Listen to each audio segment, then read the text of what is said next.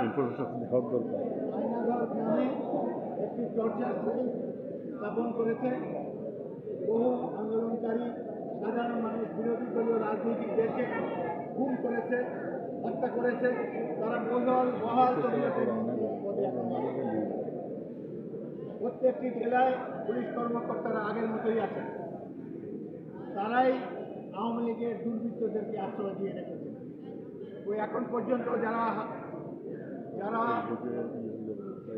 আয়নাঘর নির্মাণ করেছে, সরকারের উচিত ছিল, প্রতিরক্ষা মন্ত্রী, প্রধান উপদেষ্টার উচিত ছিল সাংবাদিকদেরকে সেখানে নিয়ে গিয়ে দেখানো কত ঘৃণিত এই নরপশুদ্ধ কিভাবে নিরীহ মানুষদেরকে তারা অত্যাচার করেছে, টর্চার করেছে, হত্যা করেছে। ওই আয়নাঘরের তাদের কারণ তো কিছু হচ্ছে না। একজনকে মাত্র গ্রেফতার করা হয়েছে। 20টি দিন অতিবাহিত হয়েছে, এখন পর্যন্ত মনে হয় না যে এই দেশে বিপ্লবীদের সরকার প্রতিষ্ঠিত হয়েছে।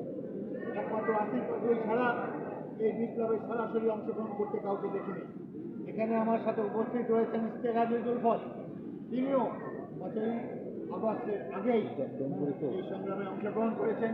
শহীদ মিনারে গিয়ে জনতার কাতারে সামিল হয়েছেন। তার সাথে আজকে এখানে উপস্থিত মুক্তিযোদ্ধারা উপস্থিত ছিল। আমি জাতীয়তাবাদী মুক্তিযোদ্ধা দলকে এই সংগ্রামে গুরুত্বপূর্ণ অবদান রাখার জন্য আন্তরিক অভিনন্দন জানাচ্ছি। এখন সরকারের উদ্দেশ্যে বলতে চাই, এটি কোনো এনজিও সরকার নয়, বাংলাদেশের জনগণের সরকার।